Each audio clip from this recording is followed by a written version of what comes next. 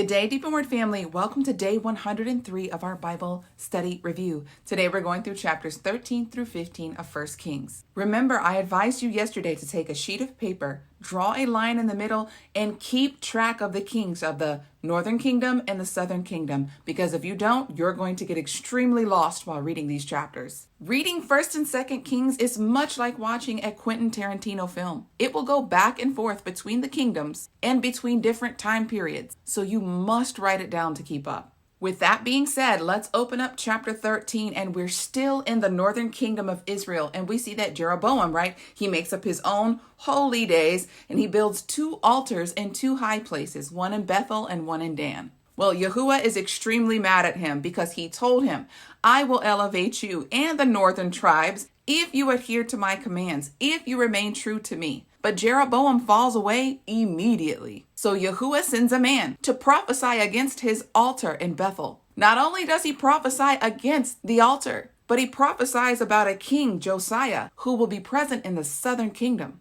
So the man of Elohim, he goes to the altar at Bethel, the one that has this golden calf in front of it, and he speaks against the altar. And he says, you will be torn down and your ashes will pour out. And as he was prophesying, speaking the word of Yahuwah, Jeroboam went to go reach out to attack him. And it says that his hand shriveled up. And it happened just as the man of Elohim prophesied. That altar was torn down and the ashes poured out. Then Jeroboam asked this man of Elohim, pray for me so that my hand will be restored. And he prayed for the man, and Jeroboam's hand was restored. But we will see that this does not change Jeroboam. Jeroboam asked this man of Elohim, he says, come to my house, I will feed you, I'll give you drink. And this man says, no, you could give me half of your house and I will not go back and eat or drink anything with you at your table. Everything that you have sacrificed unto demons. And he tells him, the word of Yahuwah tells me to go back. Do not return. Do not eat or drink with anyone here.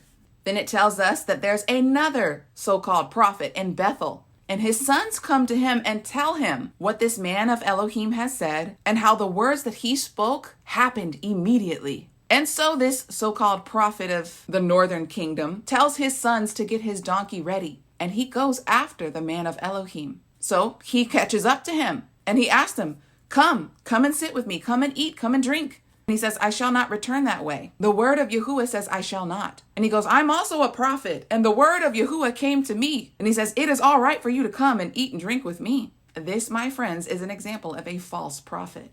So the man of Elohim goes to the false prophet's house and he eats and he drinks. And at the middle of him eating his meal, the word of Yahuwah came to the man of Elohim. And he says, since you have not obeyed my voice, you will be destroyed. As soon as the man was done eating, he saddled his donkey. And on his way back home, it says that a lion got a hold of him and tore him to pieces. The news of this got back to the false prophet. So he came to retrieve the body of the man, saddled it on his donkey. And this got back to Jeroboam. Yet Jeroboam did not repent. He continued in his evil ways. Now we open up chapter 14 and it says that the son of Jeroboam, Abijah, he is sick. And so Jeroboam tells his wife to go dress up and disguise herself to go meet the man of God, Ahijah. And so as she approaches his doorstep, he says, come in, wife of Jeroboam. And he tells her, it will not be well with your son. He tells her, as soon as you step foot back into your land, your son will die. And then he tells her something else in verse 14.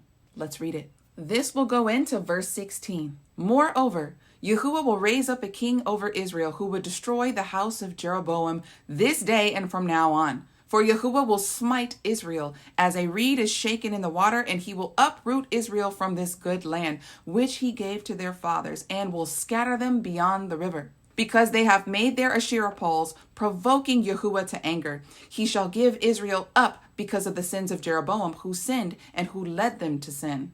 After these words, Jeroboam's wife goes back to her hometown, and as soon as she steps foot in that territory, her son dies. And then it says that Jeroboam dies. But he reigned for 22 years, and his son Nadab reigns in his place. But we will see later on that Nadab does not get much time to rule. He only has 2 years where he rules before another one comes and takes his place. Then the scene flips to the southern kingdom of Judah. And now we get a little history lesson with Rehoboam, because not much is told about him until this point, other than the beginning where he tried to rebel against his brothers. And the word of Yahuwah came to him and told him, do not do this. So now we get a little more information about him.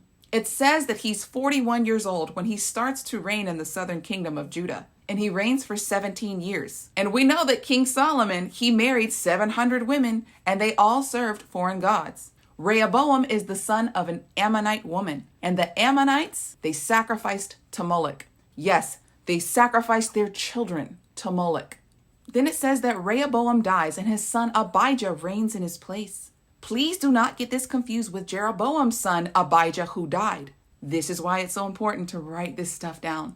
Chapter 15 opens up and it tells us that Abijah, he becomes king in the 18th year of Jeroboam's reign. So before Jeroboam died, Abijah had become king of the southern territory of Judah. But Abijah is a wicked king. He only rules for 3 years and then he dies. And his son Asa reigns in his place. Asa is recorded as a good king.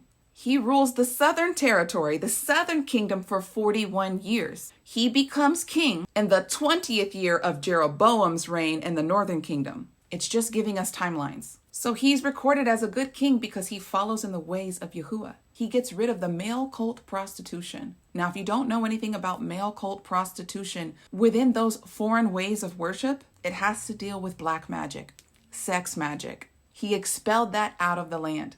And he got rid of the idols of his fathers. And he also got rid of the idol of his grandmother. He burned them down. Then it says that there's war between Asa, or Asa, and the king Baasha of the northern tribes. Now you're probably asking, what happened to Nadab? Nadab only reigned for 2 years. So it's kind of fast forwarding and telling you what's going on between the third king. So Baasha, the third king of the northern territory of Israel, he builds a fortified wall, and it's in Ramah. He does not want the children of Israel, the 10 northern tribes, to be able to travel down, and he doesn't want the southern kingdom of Judah to be able to come up. And so when Asa heard of this, he gathered all of the silver in the treasury from his house and from the house of Yahuwah. And he paid the king of Aram. And he says, break your treaty with the northern tribes. Attack them. And when King Baasha heard of this, he stopped building the wall. It is then that Asa and all of the southern tribe of Judah, they go to tear down this wall. Then it says that Asa, he gets a disease in his feet and he dies. And his son Jehoshaphat reigns in his place. Then it goes into the details about Baasha, how he became king over the northern territory of Israel. He killed Nadab. He killed everyone of the house of Jeroboam. He's actually the son of the prophet Ahijah, the one who prophesied that Jeroboam's house would be torn down. Yeah, it happens by his son.